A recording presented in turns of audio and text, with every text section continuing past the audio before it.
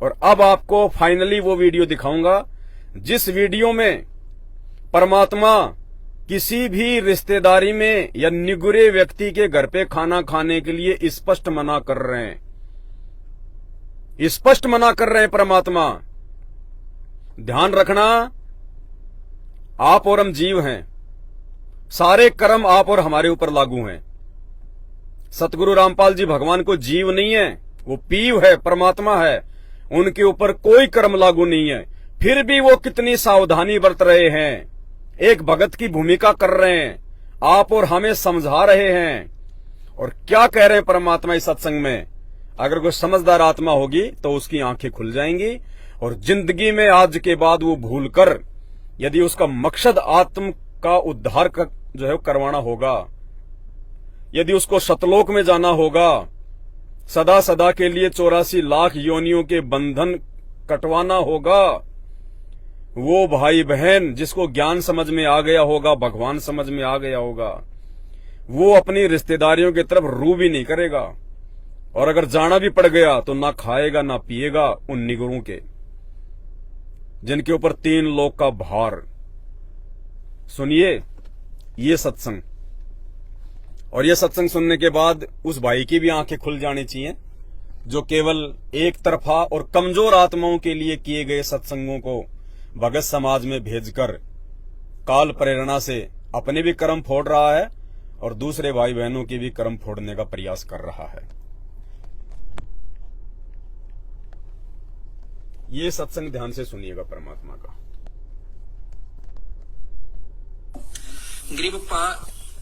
गरीब गृही द्वार ग्रह बहुत है, मांगी भीख ना खावे, और कोट पाप का मूल जहाँ है तो कौन छुटावे। किसी भी गृहस्थी के घर में आपने रोटी नहीं खानी, आपके ऊपर बहुत गना भार बढ़ जाएगा। कैसे? महाराज कहते हैं कि जिसके ईश्वर पद से मरहम नाही, गिरही आन उपासी, जाकी भिक्षा संत न खावे, पड़े काल की फांसी। अब बता दिया कि जो आपका उपदेशी नहीं है, हमारा नाम नहीं ले रखा, उसकी रोटी मत खाना। उसके ऊपर तो पूरा भार दे रहा है, 3 लोग ताई के पाप कर्म उसके ऊपर जमा से।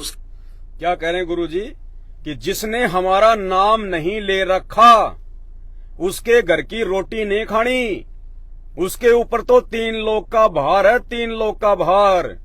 ईश्वर पद से मरहम नाही, यानी जिसको भगवान की शरण प्राप्त नहीं है उसके ऊपर 3 लोक का भार है।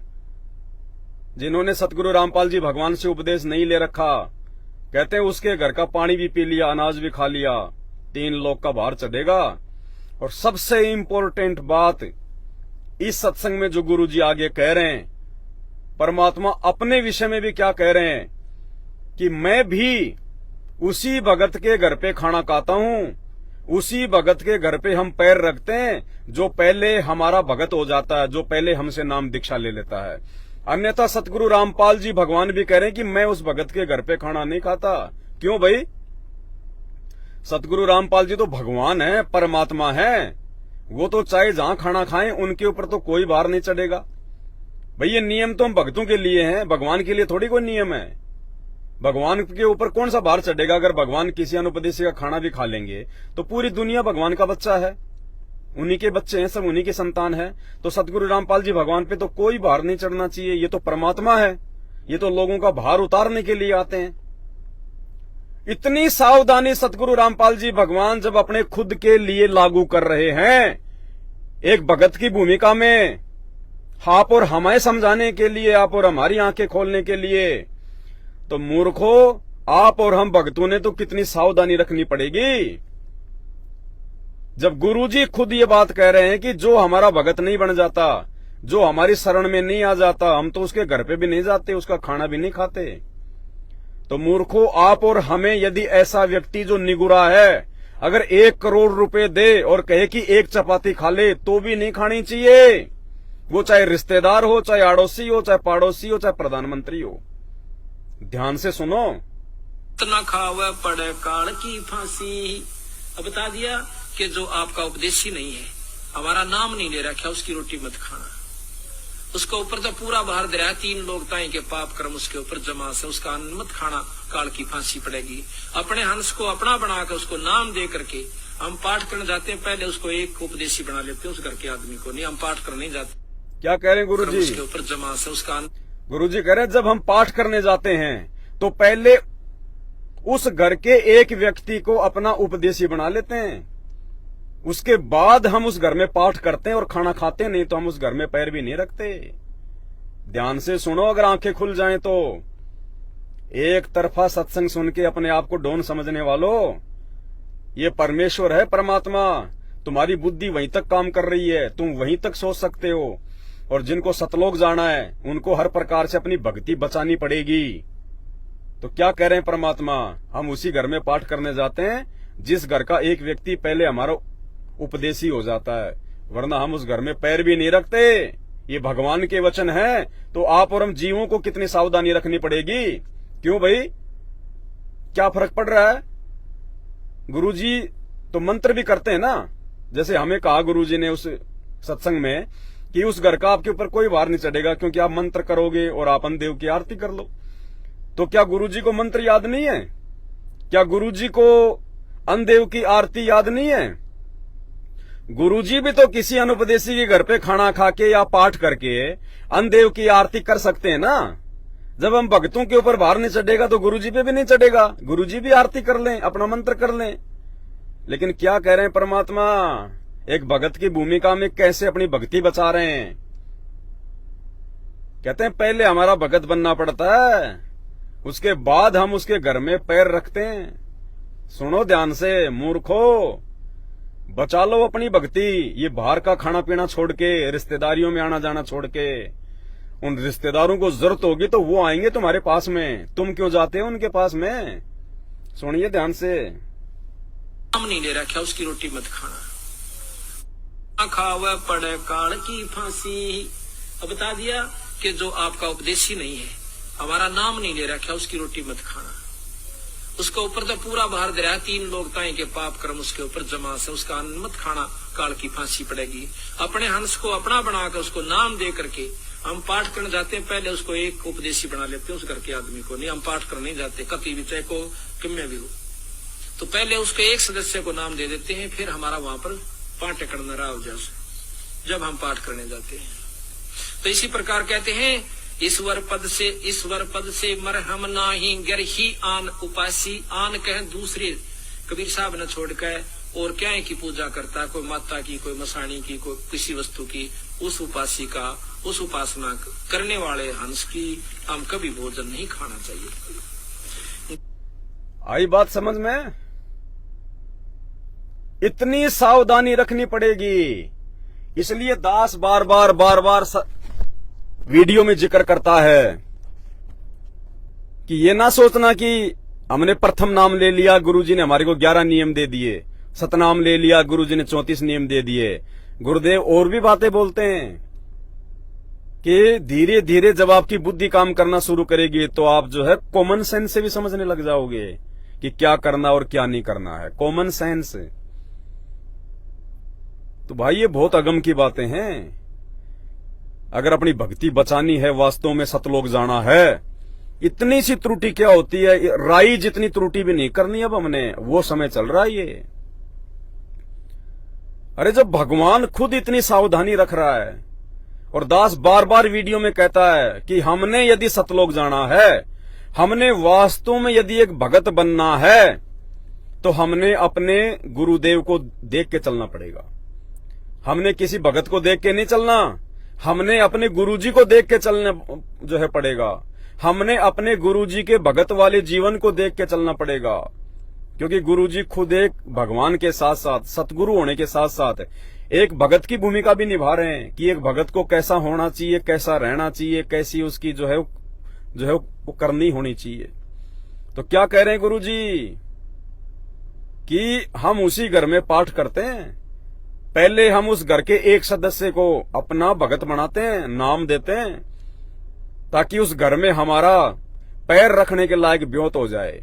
अन्यथा उस घर में हम भोजन नहीं करते, हम पैर नहीं रखते, क्योंकि वो निगुरा है, 3 लोक का भार है। अरे भाई संत रामपाल जी पे कौन सा भार चढ़ेगा? ये तो परमात्मा है, चाहे मर्जी जहां खा ले पी ले। जब ये इतनी सावधानी रख रहे हैं तो आप और हमने तो कितनी सावधानी रखनी पड़ेगी। इसलिए परमात्मा कहते हैं काल कसाई तक तक मारे पग पग पे यो बाणा। ये बहुत सूक्ष्म चाल चलता है। अब वो समय नहीं है गफलत में जीने का। मार्केट में कहीं भी गए चाय पी रहे हैं, कहीं भी मटके से पानी पी रहे हैं, कहीं से भी कुछ भी चाउमीन बर्गर इडली डोसा सांबर पापड़ फापड़ कुछ भी खा लिया। दुनिया भर के लोग उनमें हाथ दे रहे हैं, उनको हाथ लगा रहे हैं, तुमने भी उठा के खाने शुरू कर दिए। मक्खी मच्छर उन लोगों के सोच विचार। अब वो समय गया, 2-2 दिन रिश्तेदारियों में पड़े रहते थे, खाते रहते थे, हैं वो बीड़ी भी पीते हैं, शराब भी पीते हैं, मांस भी खाते हैं।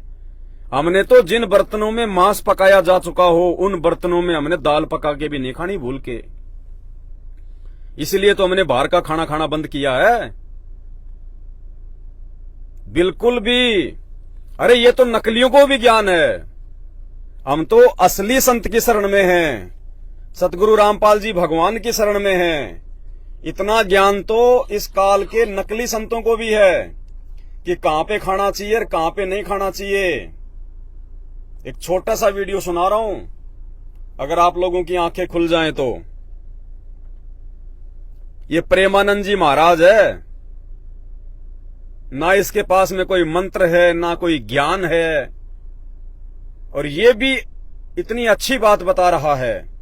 कम से कम अगर हमें अपने गुरु जी का ज्ञान समझ में नहीं आ रहा हो, हम मूर्खों को यदि दुनिया के सर्वश्रेष्ठ महाज्ञानी तत्वज्ञानी संत रामपाल जी का ज्ञान समझ में नहीं आ रहा हो, तो कम से कम इन काल प्रेरित संतों की बातों से समझ लो क्या कह रहे हैं। अरे इनके ऊपर तो 3 लोग का भार वैसे चढ़ा हुआ नकली संतों के ऊपर, फिर भी ये लोग कितनी सावधानी रखते हैं खाने पीने के मामले में। सुनो इनके मुख से। जिन रसोई में जिन पात्रों में मांस रांधा गया उसमें चाहे आप बिल्कुल खीर पूड़ी कचौड़ी रोटी सब्जी सात्विक बनाएं तो भी वो अभक्ष पदार्थ के समान ही आपकी बुद्धि को भ्रष्ट कर देगा। चाहे वो रिश्ते नातेदार की रसोई हो, चाहे वो किसी भोजनालय की रसोई हो, जिसमें मांस रांधा गया उस रसोई का अन्न यदि खाओगे तो आपकी बुद्धि भ्रष्ट हो जाएगी। सात्विक आहार जब नहीं तो बुद्धि का विचार सात्विक कैसे हो सकता है। भगत भाई बहनों,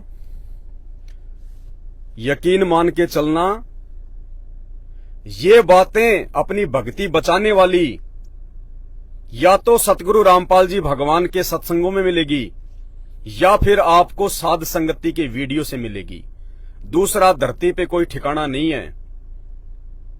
हर प्रकार आपकी भक्ति को बर्बाद करने वाले मिलेंगे, आपको पथ भ्रष्ट करने वाले मिलेंगे, आपकी मर्यादा तुड़वाने वाले मिलेंगे।